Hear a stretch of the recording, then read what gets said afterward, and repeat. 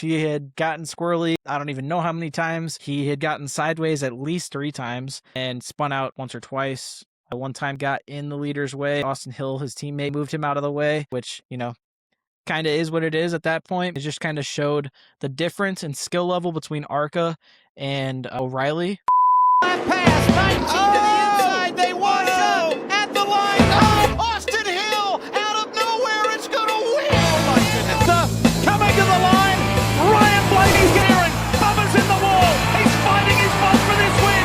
Chase Elliott comes through on the inside. Oh, my goodness. Chase Elliott. Welcome back to the Checkered Flag Podcast. I am co-host Drew, joined here with Nate. We'll be talking a little bit about the checkers and wreckers of Rockingham. I know that we didn't have the Cup race last weekend, but, a couple of great races if you guys tuned into the Rockingham. I know right now it's not on the Cup Series schedule. The O'Reillys and trucks race there this weekend, but, one thing we talked about in our last podcast was a really big part is Cleetus McFarland. First career O'Reilly start. But before we go into that, I want to talk about a little further about the ARCA race because he had a great race. He finished 4th. Yeah, I mean, Cleetus really did well in that ARCA race. I think that's the series that really fits him more than anything right now. I mean, he just with his experience and everything else that we're seeing out of Cleetus so far, I think he's really shown improvements at that ARCA level. I mean, Daytona this past year, I mean, he performed well. I mean, even if you go back to last year, right? I mean, Daytona, he got in a wreck, didn't finish very well. Then you go to, I can't remember, he did a couple other races, but just didn't really finish well until the end of the season when he had that last race. I think he got a top 10. And then after that, this season, he's gotten a good finish at Daytona, and then obviously a top 5, which is his best finish at any ARCA track this year, or all throughout his entire career, which was really nice to see out of Cleetus.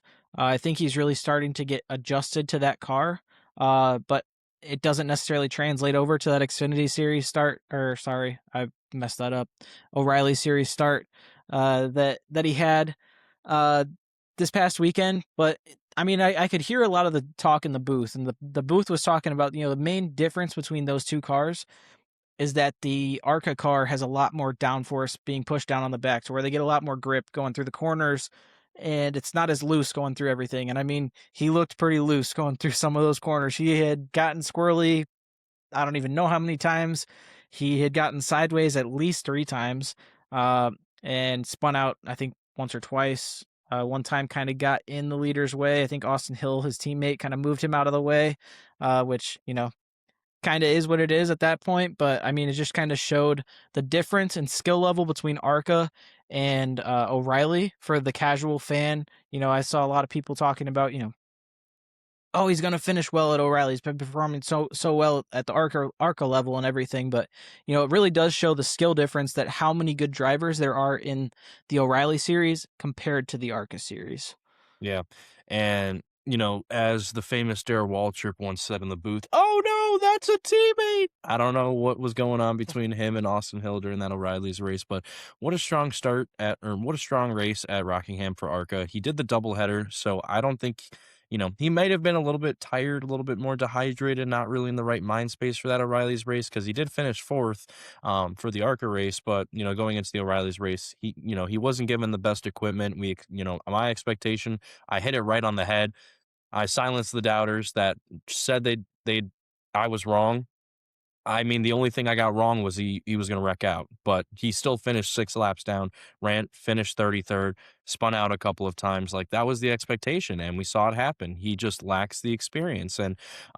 And I've been noticing that with ARCA, as he's getting more and more comfortable in the ARCA car, he is continuing to do better and better. He's getting the finishes that we're expecting to see after all of the starts he's had at the different racetracks in ARCA. And it was really exciting to see Cleetus do well. I know a lot of people are watching him like a hawk right now. And the fact that he went out, got a top 5, really good stuff from Cleetus McFarland. But, the O'Reilly's race, that's something that it's done.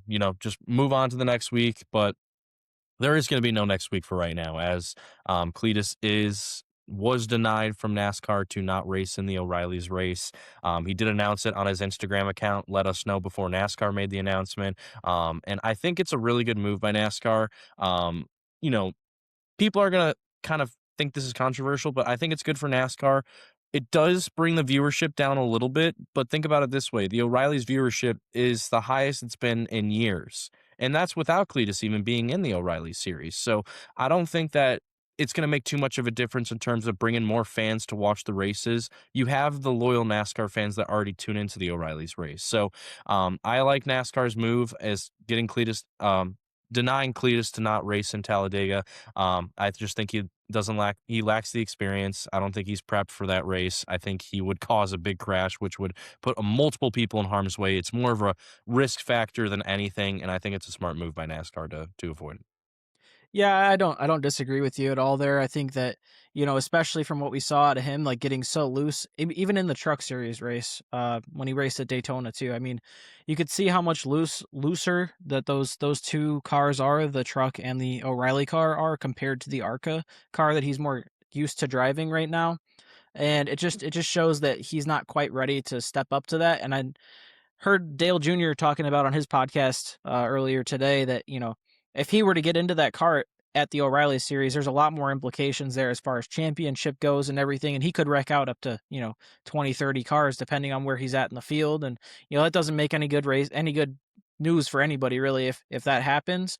I did also hear from Cleetus. He had a full length video outside of that Instagram reel as well, that he was talking that NASCAR has still approved him for short track racing. So maybe we'll see him come back at another short track in that O'Reilly car, maybe start to improve a little bit more, where there's not as much risk there for him. And then potentially later on this season, or most likely next season, we're going to see him be able to race in one of those Daytona/Talladega races once he's able to kind of work his way up the ranks. But I do agree with you as far as like, NASCAR has to have some integrity, right? This is a professional sport at the end of the day. This isn't just, amateurs going out there like it used to be, where, anybody could basically hop in a car and ride any race they wanted to. I mean, nowadays it's guys with certain skill levels that have to be at these kinds of racetracks. And if you're just throwing a random amateur in there at times, it puts a lot of those guys who are actually, have been in there for years and years at a certain risk level that just, NASCAR's got to have some integrity to be able to, show that this is the skill level. This is the product that we're producing on a day-to-day basis. And, it'll bring viewership to those smaller races that people aren't necessarily going to be watching. Everybody's going to watch the Daytonas and the Talladegas, but, those races that get less viewers, the smaller short tracks that aren't going to get as many viewers are going to have viewership brought to them just because Cleetus might be racing at one of those later this year. Yeah, and 100%. And I will say, it's not like Cleetus is like completely done with the O'Reillys. He's gonna get more starts, but you kind of hit the nail on the head. In regards to all the cars have some sort of speed where they're within a couple seconds of each other.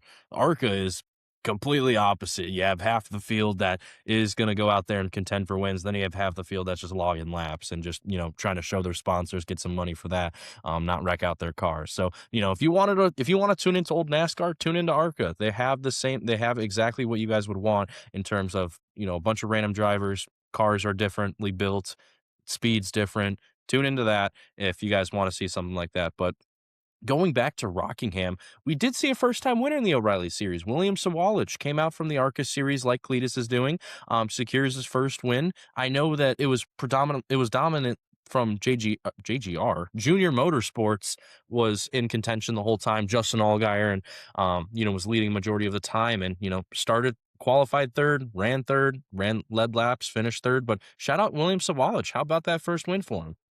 Yeah, I mean, good finish out of William Sawalich. Obviously, young kid just getting started here in the O'Reilly car. And it's good to see some young talent starting to develop in this series.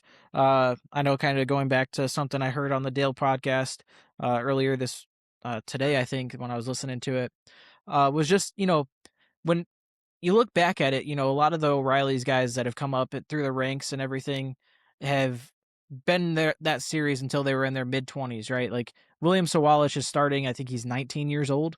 So I mean, like, to see that talent and to see him already start to win a race after having success in ARCA and be able to climb the ranks, get into the O'Reilly's car, and start to have some success early on. I mean, it's good news for everybody in NASCAR, right? And I don't think it's going to hurt him to stay in that series for, a year or two, maybe 3 years until he's able to potentially get a cup ride out of this. But obviously, it's a little bit getting too far ahead of myself. I don't know that he's necessarily at that level yet, but I mean, he's showing early on promise to be able to start winning some O'Reilly's races. Yeah, and it's good to see, drivers that started in the lower series, reaping the rewards that they grinded hours and hours and hours for. I know William Sawalich was definitely emotional after that first win. He's been, fighting his butt off just to get a ride, just to get the opportunity to drive for, one of these O'Reilly teams. And the fact that he's in Joe Gibbs equipment, that's a great start for his young career. And I'm definitely looking forward to William Sawalich's, runs for the rest of this year. I don't know if he'll continue the hot streak. Obviously, it's his first win, but definitely going to see the momentum keep going. But, speaking of young prodigies in the lower series, it's Heim time, All right, it's Heim time, baby. Corey Heim. Get this man a full-time cup ride. What the hell are we doing? He's run 3 out of the 5 Truck Series races, and he's tied leading the points with Caden Honeycutt. He has 2 wins. He won 10 races, or double-digit wins last year in trucks. Doesn't have a full-time ride for this year. You saw that 7-wide movie made at Phoenix to get the championship. We know how talented that guy is. I put him in the same tier as Connor Zilisch. Connor Zilisch has a full-time ride in the Cup Series. Corey Heim doesn't even have a full-time ride. That's ridiculous. And the fact that Corey Heim was so dominant, last year, goes in, runs a part-time schedule into 2026, wins 2 out of the 3 starts. What are we doing, NASCAR? Why aren't any teams wanting to prospect him and get him on a team? Yeah, I completely agree with you there. I think that there's the star was kind of shine on Connor Zilisch last year, but, I feel like Corey Heim was just overlooked all of last year. He had so much success in that truck last year to be able to not only win double-digit races, but then come away with the championship and then start off this season so strong. I mean, realistically, what else could we ask from the kid? We could get him in an O'Reilly car, maybe, but I mean, at this point, I think he's already proven what he needs to prove to be able to get a Cup Series ride. We've got guys in the Cup Series that I feel like don't necessarily belong. Not going to go too far into that, but there's guys that can be easily replaced by a guy who's consistently having success at a series that's, not necessarily equal to the O'Reilly series, but I mean, it's right here. It's not that far down. Yeah, I completely agree with you. But I mean, just amazing things that we're seeing out of Corey Heim, right? I mean, like you can't take that away from him. I mean, he's one of the fastest trucks out there on a week-to-week basis whenever you see him out there. So, I mean, yeah, I completely agree. Let's get this guy a Cup Series ride, and let's not throw him on some BS team either. Yeah, and I will say he ran a part-time schedule for Cup last year. There was only one race he didn't qualify for, and that was Chicago Street Race when he got into the wall, got some damage. Catherine Legge beat him out by like half a second, despite having a damaged car. Like, he is fully capable of driving a Cup Series car. And we saw that last year in Bristol. Bristol Fall, Corey Heim finished 6th place on a part-time schedule, first couple starts in the Cup Series on a tire package that deteriorated after 20 laps. Pit strategy worked really well, had a speed in his car, and finished in top 6 in the main series, and we still don't have a ride. NASCAR, not even that. I don't even know why I'm talking about NASCAR. It's the team owners. What are we doing, bro? You literally have Shohei Ohtani sitting with the Guangdong Tigers in Tokyo. Yeah. What are we doing? But I'm super excited for Corey Heim. I know he's going to get a ride. He's going to get a full-time ride soon. He just needs to get the sponsorships. He needs the money, and he'll get the support. We know how much of a prodigy he is. He's showing so much promise, and I really want that man to succeed, at the highest level. But, with him having a great finish at Bristol, I wish he would be back for the spring because, we got Bristol coming up this weekend. I know we had an off week last week. First out of 2, we're going to have another one later this year in August. But going ahead into Bristol, I know got some high hopes for this weekend for the Bow Ties after coming off a win at Martinsville, another short track on the schedule. So, Nate, what are we thinking about? Who's the favorite right now for Bristol this weekend? I mean, we saw the Hendrick guys perform well at Bristol last year. I mean, we saw Kyle Larson take it away, get that win last year. Looks like also William Byron finished in the top 10. Ross Chastain finished in the top 10. A couple other Chevys to finish well at Bristol. I think based on what we saw last week with Chase, I guess 2 weeks ago now, with Chase Elliott being able to perform well at a short track, I think Bristol is going to perform, like, it's going to show a lot of the same kind of scenarios, right? I mean, it's different than Martinsville, right? It's got higher banks than Martinsville, so it's not going to be the same exact style of racing, but it's definitely showing promise with these more prestigious Chevrolet teams, as far as especially Hendrick goes. So I think we're going to expect to see Hendrick perform well out of the bow ties. Still would like to see a little bit more speed out of those second tier teams, like the track houses, the Spires of the world. But definitely showing some promise for Chevy.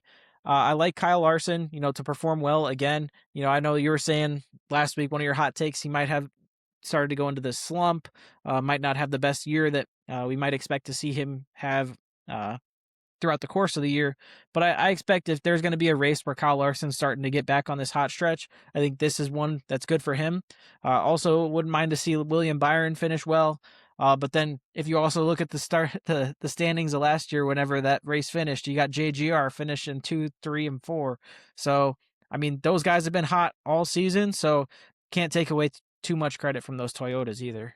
Yeah, and I will say them Toyotas, them Yoders, they're gonna be fast. They're gonna be going left, and they're gonna win the race.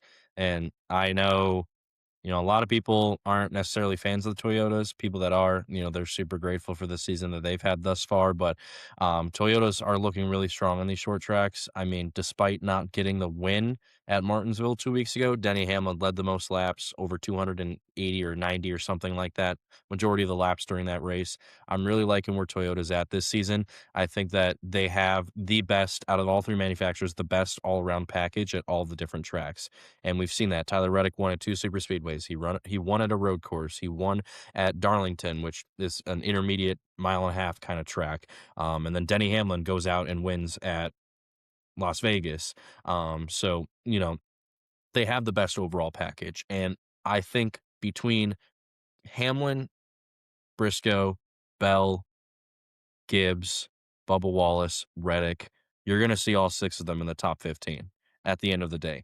And they may not get a win, but they're going to be up front and they're going to be leading laps. And I know it's a scary sight to see if you're a Ford or a Chevy fan with how strong of a start Toyota's had. It's definitely scary, but I think the only Ford that's really going to be in contention this weekend is going to be Ryan Blaney. He's been carrying the Blue Ovals for the last 7 weeks that we've had racing at, and I'll definitely be looking out for him, but I believe at the end of the day, it's all going to be down to the Toyotas. But, speaking of, picks to win the race, started off 0-2 this year, but now I am up 4-2.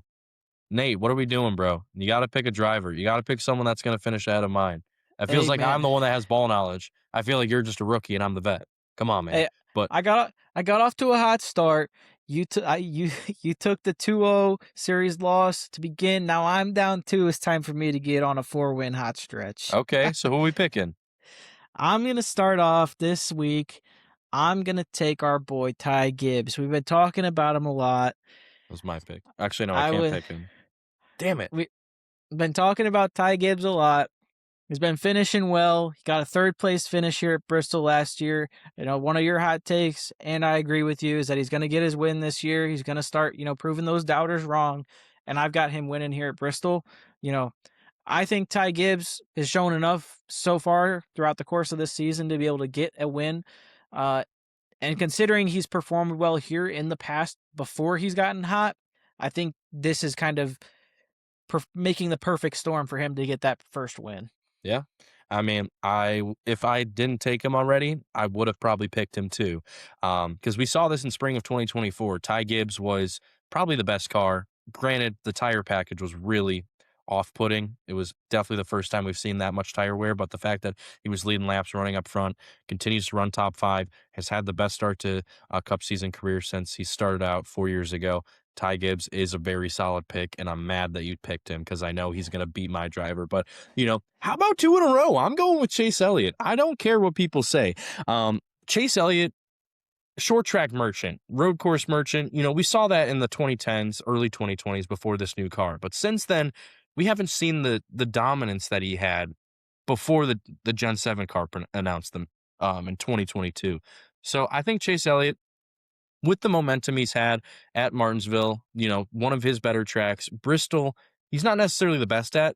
He always runs top 5 to top 10. So I think Chase Elliott's going to have a solid day. He's going to continue the momentum that he had last week. And I think Alan Gustafson and him are going to make a risky pit call like they did at Martinsville, and they're going to take the win.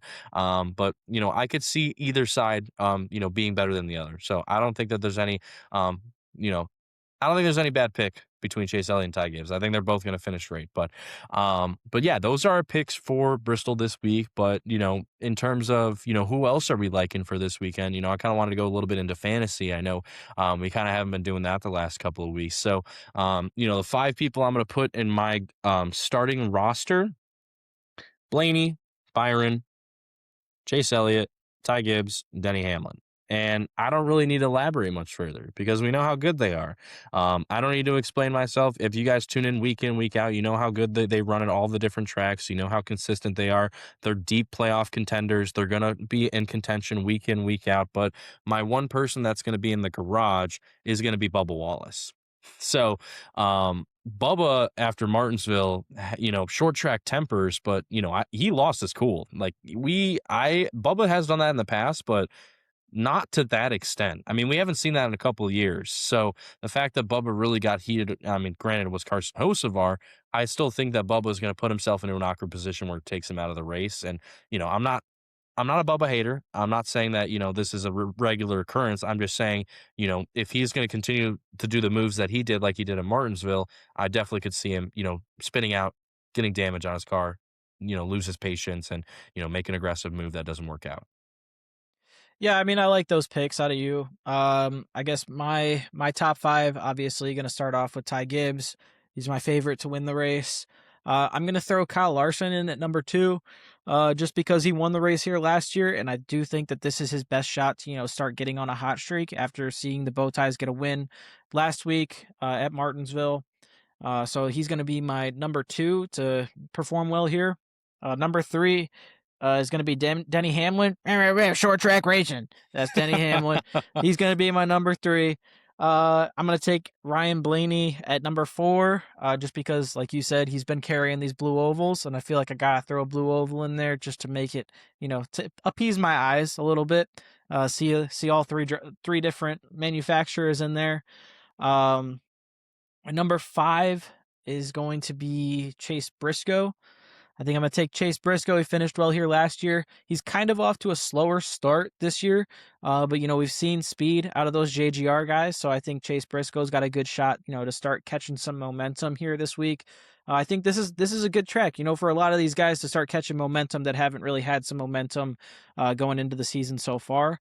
And this is where we're going to start to hit that stretch of where, those guys that have talent and those guys that are good drivers throughout the course of the regular season are going to be able to start hitting their regular strides to where they're actually be able to perform and, make their way up to the top of the standings. Obviously, Tyler Reddick, he has that insane points gap on everybody right now. But, I don't see him performing necessarily very well here just because short tracks I don't think are his bread and butter. But my last one is going to be a hot take. I'm going to throw SVG in at the I'm going to throw him in my garage. That's 6, dog. Or is it 6? Yeah, the garage. Yeah, That was the garage. Okay. So I'm going to throw SVG in at the garage. He's been performing better at ovals.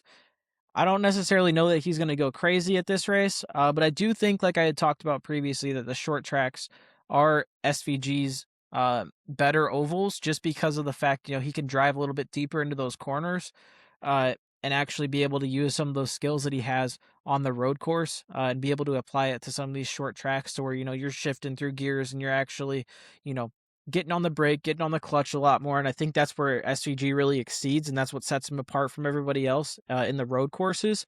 So I've got him. I'm going to throw him in the garage just as a like a courtesy thing, just to hopefully he gets a good finish at an oval. Another track house guy. Sadly, I do know Ross got a top 10 here last year, but I can't throw him in just with the speed we've been seeing out of him so far. I mean, top 15 speed at best. So, I mean, would love to see Ross get a little bit better, have a better finish this week, but I just don't have the faith in him right now. Yeah, and that paint scheme that they announced earlier this week, that is a sexy beast right there. I'm hoping that we see that car in the top 10 because I really like Busch schemes. I mean, Harvick before, Chastain had the Busch sponsor, he had some really awesome cars. So I'm really hoping that we see that car running up front because I don't know. I like fishing, I like beer, I like NASCAR. I'm as Yeah. redneck as they come. But Chase Briscoe's kind of a hot take. I will say, when we were watching Martinsville last 2 weeks ago, Gibbs was running top 10, top 5. Bell was running top 10, top 5. Hamlin was leading. Briscoe was not even in top 20. He was like 18th to like 22nd on the short track.